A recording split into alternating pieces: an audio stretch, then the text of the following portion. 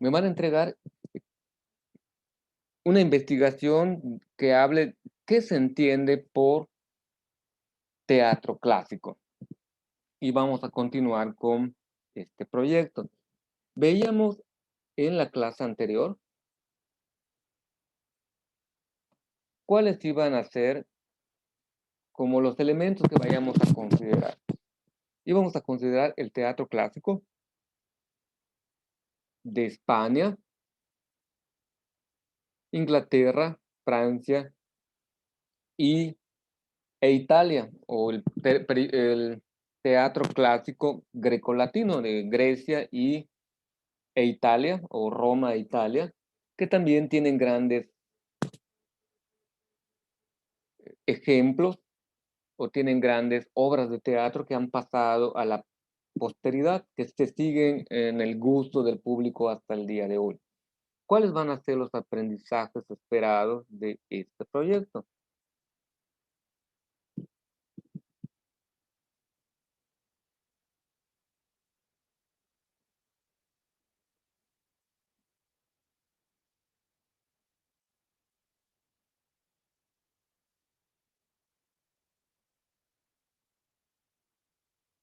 Alex, lee el primero.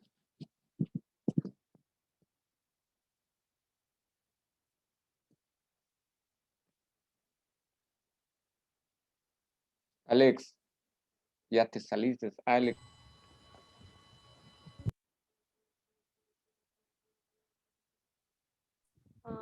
¿Qué pasó, maestro? Que fue a hacer algo. Lee el uno. Identifica las características estructurales de las obras de teatro. Ok. Eh, las obras de teatro tienen una estructura muy específica, las vamos a ver. Eh, del teatro clásico, generalmente estaba dividido hasta en 5 actos y cada acto tenía sus escenas. Vamos a conocer cómo es esa estructura y cómo vamos identificando esas estructuras de las partes que conforman una obra de teatro. Sophie, Discrimina los elementos esenciales de una obra de teatro para adaptar. muy bien.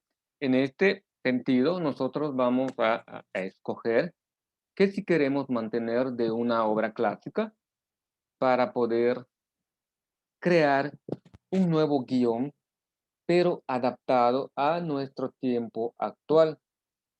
Vamos a, en este caso, podemos considerar si vamos a cambiar el escenario, el tiempo, la época, si vamos a cambiar las palabras, el vestuario, qué elementos podemos cambiar sin que afectemos el, la vértebra o lo que hace o el trama de una obra de teatro para que sepas que sí estamos viendo Romeo y Julieta, pero en una versión moderna, o sí estamos viendo El Quijote de la Mancha, pero en una versión moderna.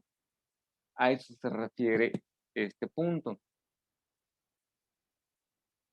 Eduardo, ¿puede leer?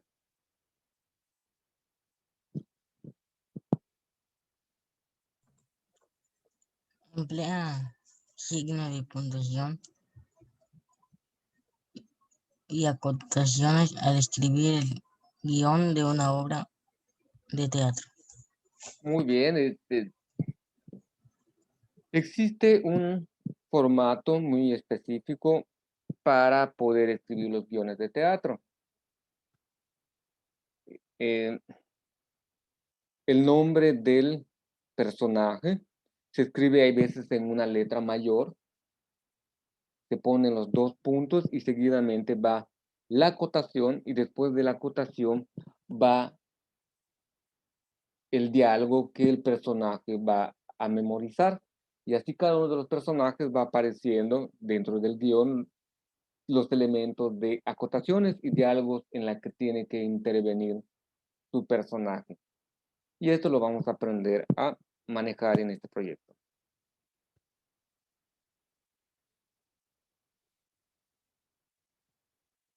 ¿Qué obras de teatro has leído? Y, ¿alguno de ustedes ha leído una obra de teatro?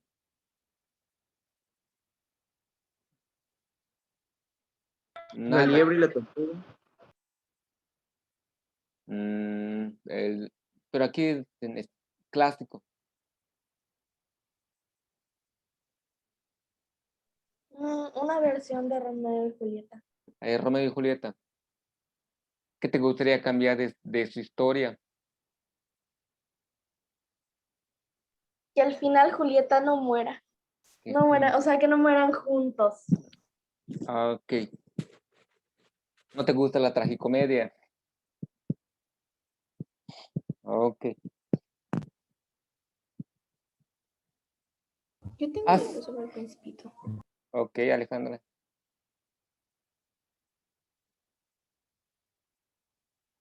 ¿Has escrito un guión de teatro? ¿Algunos de ustedes ha escrito un guión de teatro?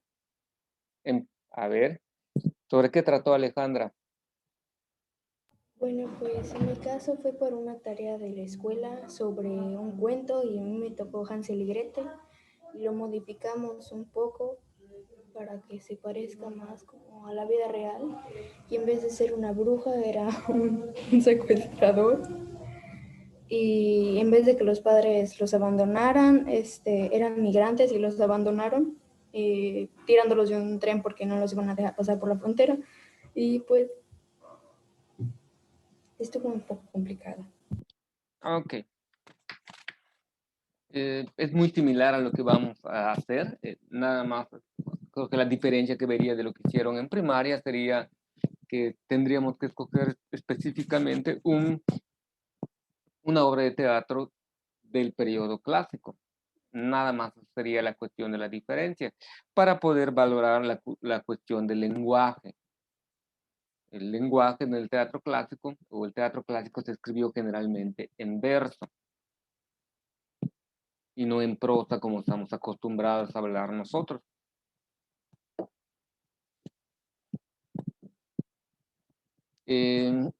Alberto, ¿qué se necesita para representar una obra de teatro?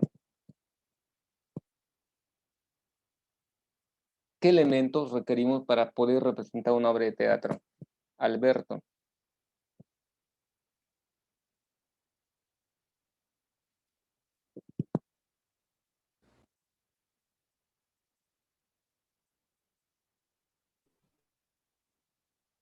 ¿Qué es lo esencial que necesitamos para que se pueda representar una obra de teatro?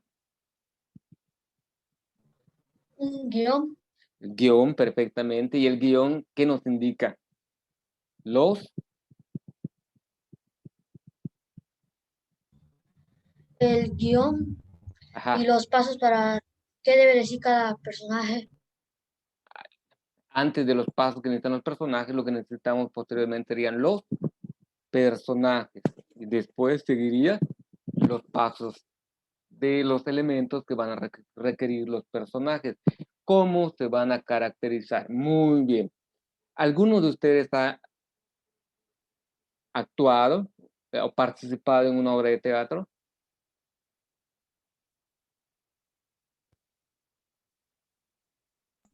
Yo sí, pero no me acuerdo. Alejandro, Hola, ¿ustedes solo modificaron o lo pusieron en escena? Lo colocamos en escena, sí, sí actuamos. Se actuaron. ¿Y cuál fue su experiencia al haber actuado? En primera, si tienes pánico escénico no es buena idea, vas a sentir que todo el mundo te está mirando y te va a dar mucho más que miedo. Y fue complicado el volumen de la voz, por más que nos hayamos memorizado el guión, teníamos que hablar fuerte porque si no, no se escuchaba, no lo escuchaban los demás. Y también había que Ok, está bien. Tiene que ver con la cuestión, los escenarios de los teatros está muy bien diseñado, la cuestión de la acústica, que se escuche perfectamente en todo. Véanlo, no sé si conocen el Teatro Peón Contreras de Mérida, que es uno de los teatros más antiguos que hay en México. No es el más antiguo, pero sí es uno de los más antiguos. Y cuando crean el Teatro Mérida, no, perdón, el Teatro Mérida, el Peón Contreras, no existía amplificadores de sonido, sino que es el diseño arquitectónico lo que le permitía al público escuchar los diálogos de los actores o los personajes. Y sí tienen que hacer un gran esfuerzo por hablar claro y fuerte y según sean las características que tenga su personaje. Es un gran reto. El pánico escénico es normal. Conforme se van adiestrando, se van poniendo en práctica, van perdiendo ese miedo. Aquí en Yucatán hay una escuela bueno, son varias las escuelas, pero ya existe la profesionalización de este ámbito del teatro en la escuela del ESAI, que se ubica donde antiguamente estaba la ex estación de ferrocarriles. No sé si lo conocen ustedes, en La Plancha, así se llama la zona. Y allí pues estudian ese arte dramático. Antes tenían que salir de aquí del estado de Yucatán para poder profesionalizarse. Casi todos los actores que tenemos eran actores, perdón, empíricos. No tenían esa formación académica. Hoy en día ya se permite tener la formación académica para poder realizar estas puestas en escena.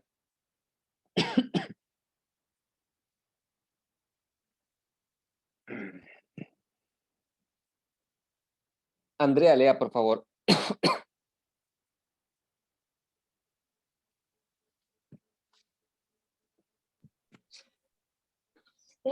Jean-Baptiste Poquelin, París, año 1622-1673, Molière. Dramaturgo y actor francés, nacido en una familia de la rica burguesía comerciante. Su padre desempeñaba el cargo de tapicero real. Molière perdió a su madre a la edad de 10 años, alumno en el colegio jesuita de Clermont hasta 1639. Se licenció en la Facultad de Derecho de Orleans en 1642. El gran mérito de Molière consistió en adaptar la comedia del arte a las formas convencionales del teatro francés, para que lo que unificó música, danza y texto, y privilegió casi siempre los recursos cómicos, y en luchar contra las hipocresías de su tiempo mediante la ironía. Muy bien.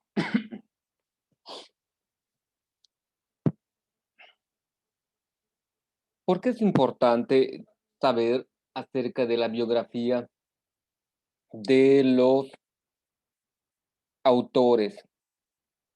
¿Qué piensa usted, Ernesto? ¿De qué nos sirve saber la vida de un autor?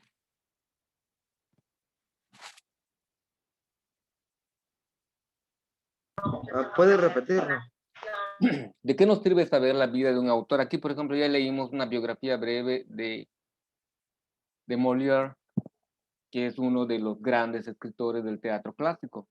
¿De qué nos sirve la información que nos ha dado? Que su papá era burgués, que su mamá, que él queda huérfano de madre muy joven y que hace un cambio en el teatro del periodo.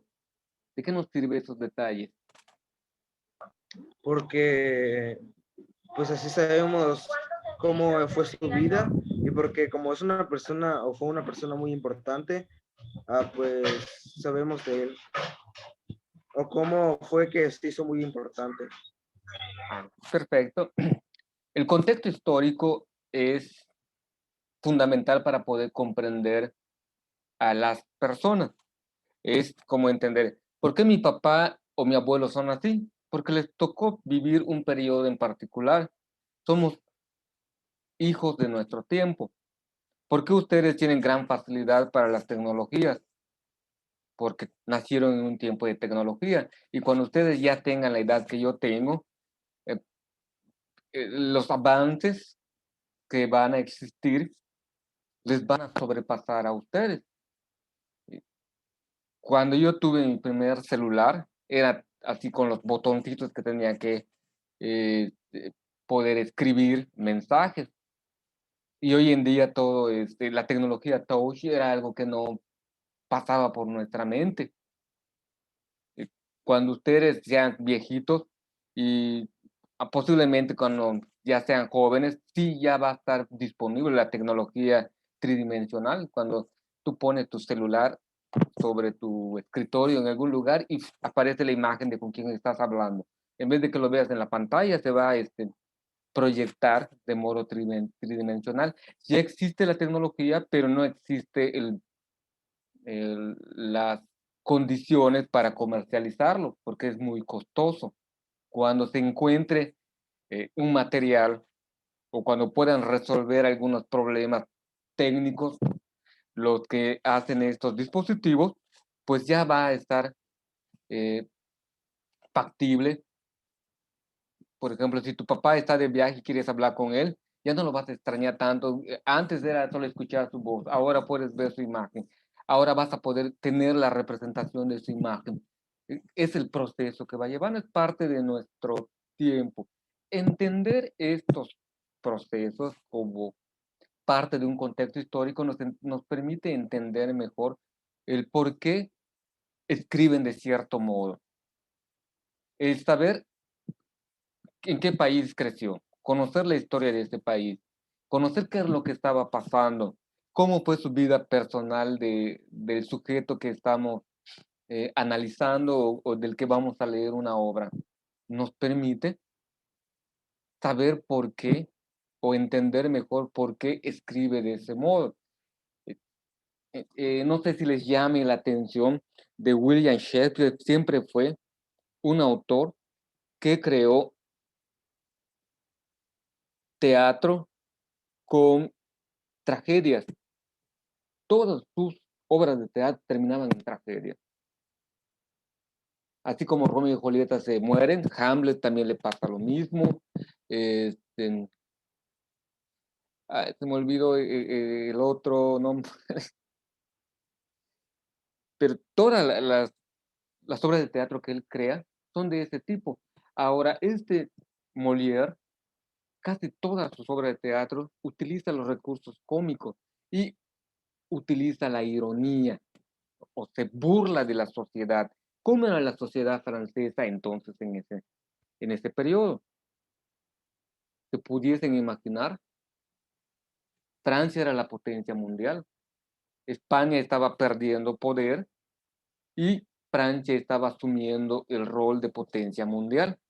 Pero pues, era una sociedad hipócrita, donde había una doble cara, una cuestión en lo que se te dice y otra en su vida real. Y este autor criticaba sobre todo la cuestión del gobierno, a los reyes, a los monarcas, los criticaba a través de sus obras o sus puestas en escena. Y él va a empezar como una especie de teatro callejero o teatro en las comunidades fuera de París, que era la gran ciudad. Cuando ya llega o la aceptan ya en París, son unos grandes éxitos sus obras de teatro que hasta hoy en día siguen siendo vigentes, siguen estando presentes y no pierden actualidad. Otro elemento muy importante son los valores que van poniendo. Eh, es curioso cómo van escogiendo valores perennes, valores que no van a cambiar. El amor, el poder, la hipocresía, no como valores positivos, sino como elementos que empiezan a juzgar ellos, que empiezan a manifestar una crítica hacia esos elementos y lo hacen de un modo tan actual que si lo ponen en escena hoy, aunque sea en 1600 la creación, lo pones en escena y enseguida haces referencia a algún personaje político que es similar a lo que criticaba Molière en su tiempo. O Si vemos Romeo y Julieta, vemos que todavía existe a veces odio entre varias familias y sucede que alguna de las partes se pueden enamorar. Son cuestiones que se van repitiendo en la vida. Son valores perennes que ellos han manifestado y esto es lo que le da la actualidad a sus obras que entran a formar parte de los clásicos. Con esto terminamos el día de hoy. Investiguen por su cuenta qué entienden por el teatro clásico, o qué se entiende. Fue lo que expliqué en la clase anterior. Pueden volver a ver el video, ahí explico qué es, y si no lo encuentran ustedes por su cuenta y ya me lo suben. Nos vemos el día viernes. ¿Sale? Pasen un bonito día, ya pueden salir al descanso. Nos vemos. Aquí peleando con una abeja. Esto estoy viendo. Muy bien, adiós.